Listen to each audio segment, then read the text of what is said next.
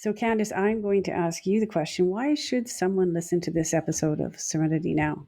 I'm hoping that if there's somebody out there that's thinking about implementing the chore of documenting their processes, it might give them a little bit of inspiration, a little bit of guidance of where to start, and an understanding of the huge upside that is on the other side of the whole process. And when should they start? Well, the best time to start doing this is on day one of your business, but the next best time is today. Hi, and welcome to Serenity Now, a place for entrepreneurs to ask questions, learn, get connected, and be inspired. Join us as we talk about all things business and the search for the ever-elusive Serenity Now in both business and personal life.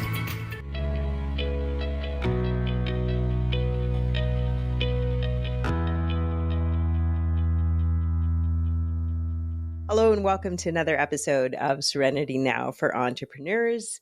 We've got a hot topic, so to speak, today. And my name's Rita Kim. I'll be one of your hosts today. And then I've got two wonderful co-hosts with me today, Peggy Allenbeck. Peggy, welcome. And Candice Nanka.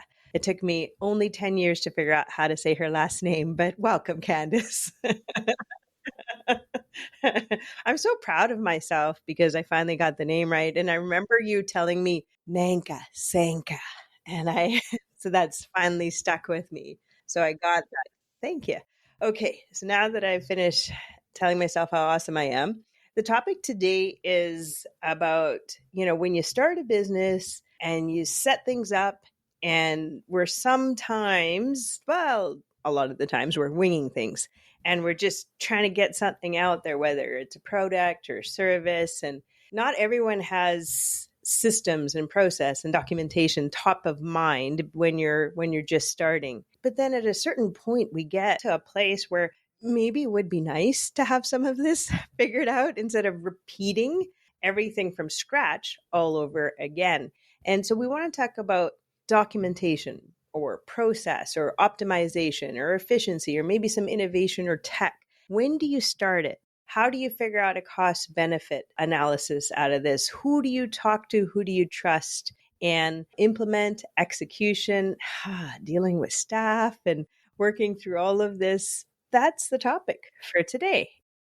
Where we need to start is at the very beginning. So when you're in a business and you're humming along and you're doing well and you've got some sort of little system, whether it's in your head or on the back of a napkin, whatever it is, you're making money, you're doing it right. And obviously at some point, you're going to have to consider documenting your processes. And so what is that trigger? And it might be in your case that the trigger is employees. All of a sudden you need an HR manual, or it might be accounts receivable. To be efficient in tracking your accounts receivable, maybe you need a system for that. There's all kinds of reasons. There's all kinds of things that can trigger it. And technology can be another reason. You need to put a system in place so that you can see things remotely, whatever the case may be. What is the trigger? What is the reason you're having to put it in? And then balancing the benefits of it. So we have Candice here who has just in her accounting practice gone through a major technology upgrade and has seen all of the above. She's seen the reason for it. She's seen, what has triggered it in her business. And she's starting to see the benefits of it, but not without a great amount of pain in the process of putting it in. And that's one of the points we need to talk about today. We need to talk about that cost benefit. The time that you invest in that is obviously going to take away from some of your available time for what it is you do in your service business or whatever type of business you may have. So over to Candice to give us a bit of a story about her implementation of a very large system. Yeah, so we had a wing it kind of system. I mean, not totally wing it. I mean, we've developed policies, procedures over the years and documentation. But honestly, to me, the second you have more than one person that is going to be executing anything, you should probably document exactly how you want it done. Because the next you add the third person and now there's interpretation, and you add the fourth person and there's another interpretation. And before you realize it, that procedure or that you had all sorted out at two people has been like butchered and turned into something completely unintended by the time you get to the fourth or fifth person that is interpreting these verbal instructions or these limited written instructions. It's kind of like that game telephone, right? Yeah, Some of yes, our yes. listeners might not know this because it's an old game. I've been told some of my analogies might be a little outdated. Why don't you explain the game telephone, Candace? Because I know you know it too. Yeah, so the game telephone, everybody, the kids sit in a circle, and one person tells the person on to their right a secret in their ear, and then they pass it around the circle until it comes back to the original person, and you get these wild variations of what the actual story was. And it's just human nature to change the wording slightly, which changes the interpretation slightly. So the only way to be sure that you get the interpretation you want is to write it down. Because then it can't be Sounds like changed. growth is a real contributor to having to put processes in place. So I heard you say that, you get one employee, you get two employees, you get three. And getting employees also causes a whole nother stream of documentation that's required too, right? Absolutely, absolutely. That human resources manual. I am embarrassed to say that we did not have a formal human resources manual probably until 2017. And by this time, the business had been in place for many, many years. I mean, obviously, we had a bunch of policies and procedures or policies that we followed, but they weren't well documented.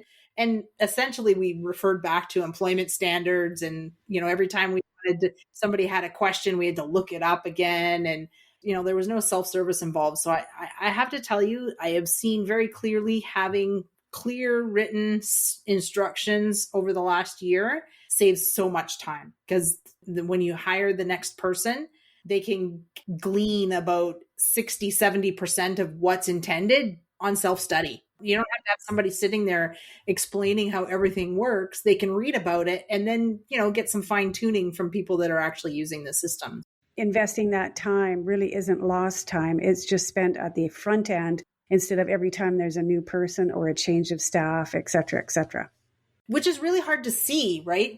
Because then it's hard to calculate what that benefit is. I mean, if you hire one person a year, are you saving 10, 20, 30, 40 hours? I don't know. I don't have a hard number for you, but it's substantial. Perhaps the prevention of mistakes and redoing things because you have a well-written process that is easy to follow. And that's the objective of the documenting your processes, right? And the consistency for your clients and for the team. I mean, there's those odd situations that pop up maybe once, twice a year. And every time it pops up, if you haven't written how you want it addressed, you have to reinvent the wheel every time that situation pops up, right? So it definitely saves time, because I mean, I have to tell you, my memory is not getting better. It's like, okay, well, what did we do in that situation the last time this happened? So we don't have that conversation as much anymore. For employees not to make mistakes because of lack of documentation ensures that they feel like that they have a kind of a safe route to doing the right thing, right? If they're let to wander and make mistakes, you're not going to have as good of employee, whatever you want to call it, satisfaction.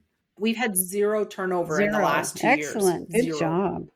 There's a cost and then there's a benefit, and you might not be able to track all of it because the fact that there's zero turnover, how much does it cost to put a new person on? How much does it cost to let someone go?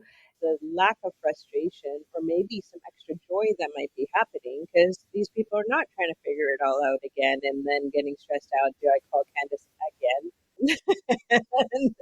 So I'm going to ask the next question because I think this is a really relevant one for everyone. So, okay, we've heard, that you have some processes, that things are more consistent, people are more successful, and obviously the business is moving forward. How do you decide what to spend your time documenting? How do you know where your money is best spent, your time is best spent doing this processing? I mean, obviously, we started a few years ago with the Human Resources Manual, but in this last year, we were focusing mostly on processes for providing client service, right? And in all aspects of client service. So we have a few major services that we provide. I mean, we narrowed it down to 8 major services. So you decided on attacking the ones you do most often. So we started with the biggies, and now we're working on the small ones So we started with our process. The first one we did was our process for preparing and delivering T4 and T5 slips for the clients that we do work for. So it's not the T4 slips that their companies have to issue to their employees. We've had a whole process, and every year from scratch, we have to remind everybody how to do it. So this is the first year we don't have to remind people from scratch because we already documented it last year. We've done some tweaks to make it a little bit better, and we're starting to add, visuals for how to do it. But the whole process is now documented, and it's like, okay, we're going to do a T4. Here's the first step. Do this first step. Excellent. Then you just build on it once you've tackled the areas that probably 80% are in those 8 areas that you already documented. And then there's about a 20% of things that come up less often. And that should be the rule in your business. There should be an 80-20 rule. 80% of what you do. We'll get them all done, but we got the big ones done. So now those are like a lot of the stuff that people forget to do is done automatically by the computer. What the status of the job is, when the due date of the job is, all that kind of stuff. The computer just does it based on things that are happening. So that technology was part of the process that you implemented as well. So Correct, you used an electronic solution for a lot of manual tasks that you did in the past. Well, that's another whole animal, isn't it? Manual, repetitive tasks. And I'm sure that both yourself, the partners, but also the staff really appreciated it. And as a customer, I probably would, sometimes you get annoying stuff like all the time, but a reminder in advance for certain things when it comes to filing, that actually is not that bad. That actually is quite helpful because I don't want to stress at the end of the year again. So I'm sure that worked out for everyone.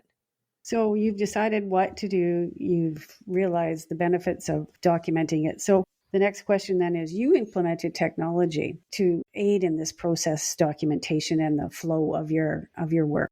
Who do you trust? How do you find a solution, and who do you trust? Like, where did you look for that? I'm going to tell you, I spent hours and hours and hours and hours and hours on this. Did you kiss any frogs?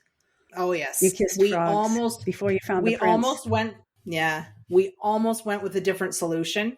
They were neck and neck, and it's like, okay, it looks like they can do the same things, and this looks good, that looks good. The solution we went with was much more customizable by us. We didn't have to rely on the company. We had control of our data. We had control of what we want. There was a certain number of things that we could customize to the way we work, what we do. And the other solution was entirely in the service provider's hand. What I'm hearing, Candace, is it's worth spending a bit of time up front before you actually bite to find out, what's important to you and your business, and what do they offer, and how tied into their process are you? Or do you have any control over it? If it's a technology solution, there's a certain amount. You don't want to call in a guy every time he needs something done. And I probably spent about a week on cybersecurity issues because we were moving from a desktop-based server for this stuff to a cloud-based server. And so one of the things that made me feel better, like it or not, there's arguments for and against, but one of the big things is they were relying on Microsoft as their backbone for security. So we are Microsoft 365 users, so it knit quite well. So the security is really high on the whole system. It's not a fly-by-night security. It's being done by a pretty big company. Yeah, no. I think you got that one cased. I have a question. So did you say to yourselves, team, do we have a set kind of amount of time for figuring out what we want to do and reviewing different ideas or options? And do we have a cost, a budget for this as well? How did that process work? Because I think that would be really important. If I was having somebody else on the team do it, I probably would have done those. But because it was me and I'm the owner, kind of, one of the original owners, I just did what needed to be done because I wasn't going to be spending time that I didn't need to be spending on it. And I knew. I see a side gig for Candace. And while I'm looking at this stuff, I'm doing cost benefit analysis in my head, right? So. No, it sounds like it was quite a journey, and it sounds like you're really seeing the benefits of it now. Any words of caution for people when they're setting out on this? What was your biggest obstacle? One of the things that I did absolutely right is I hired somebody that did not previously work for the firm that had a little bit of experience implementing a system beforehand and made her the champion. And this was all she was to do was talk to the implementer, look at our old system, understand our old system, do what needed, because there was some grunt work that needed to be done. And she was instantly available. And this was her whole life for 9 months, basically. She was almost like a neutral player too, right? And then what about change management? Because that's one of the things that can be difficult when you implement a new system is you have to manage the people that are going to use the system, because what's the good of a system if it's not well accepted? And there's always somebody who's going to. So change management, I was aware of change management. This was another thing that I spent many, many hours on reading. Okay, you're going to implement a system. What should be done? So Michelle and I, the champion that we hired, we had conversations, and part of our implementation conversations was about change management for this system. Okay, we need to let people know what's going to happen approximately when. And then we also need to be clear with them where we're not clear on what's going to happen. And that's okay. Yeah, expect a little chaos, but it's okay. Everything's under control, but give us the feedback as fast as you can give it so that we can get out of that little chaotic period and get things moving a little bit quicker. And one of the team members that I thought was going to have the biggest challenge with this, because we change anything for her and it's a big deal. I have to say, we did something right, because she was like, you guys kept us informed and all the changes, and I can see how this is better. And I had lots of conversations with her about, okay, because she'd call and ask, well, how do I do this? And I'm like, well, you don't now. You don't have to do it anymore. Oh, okay. Those are good conversations. It was great conversation. So at the end of it, she's like, no, it was a very positive experience. So it was, I was very excited to hear that, because I have to admit, when we did the change management, I did it with her in mind. So it sounds to me like communication is key. And not just the good stuff, not the, we're expecting this time, this time, this time. And don't give definites, because when you're implementing a system, nothing is definite. Because there's a lot of people, especially in the accounting world, there's a lot of people where you give them a definite and they want you to stick to it. So our communication was purposely a little bit open-ended. We're expecting this to happen approximately this time and this to happen approximately this time. And we're not sure what's going to happen with this part, but this is what we think is going to happen. Please give us feedback as soon as you can so that we can monitor and adapt as we need, type thing. So I would say that was probably one of the biggest, because I have to tell you, my team went through hell last year, like having to do all the client work while we're trying to institute all these changes. It was not easy. We didn't lose any team members, and they pretty much came through it kind of excited about the new system. So yeah, if you can get through that, and if you can keep people reasonably happy, even if it is hard, communication, huge. Yeah, I was clear with them. Like, it's not going to be easy, but it's going to be worth it. Well, it sounds like it was successful, Candace. That's a great story to hear. So now on the other side of it, a year later, how are things? Things are looking really awesome. I mean, we're still tweaking and improving things, because now that we're a year into it, we're experts now. We know exactly what we're doing now.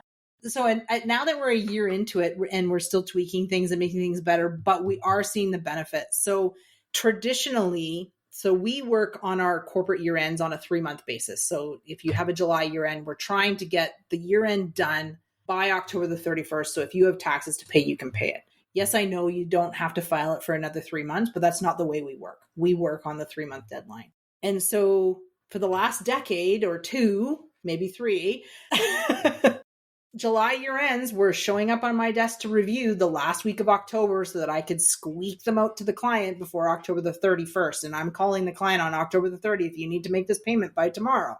So now it's October the 24th, and I'm working on August year ends. That is huge. And that sets you apart, Candace, because I've worked in an accounting firm, and I have never seen such last minute stuff in my whole life as working in an accounting firm. Last minute, late. And all we do is work with our accountants for year ends so we can get funding in place. And it's the most stressful thing. And I can't stand the last minute stuff. So this sounds amazing. Yeah, for clients and for growth. Like if you're successful and you do well, then you're going to attract growth, and you have the capacity to grow with a system that can accommodate it. So obviously employees are happy. They're not leaving. And these days, that's a huge thing, right? We just did our engagement survey. We do an annual engagement survey. We have an external HR person that helps us. Actually, we've had her on the podcast before. That helps us with this stuff, and so we're going to get the debrief on it next week. So we'll find out if if people are as happy as I think they are, but as I hope Today they are. Today they are. Well, that's another part of your process, right? You're actually asking them. That's a good sign there that you actually get to that point where you're organized enough to think about asking your employees about their engagement. So kudos to you and your firm for following through on all this stuff.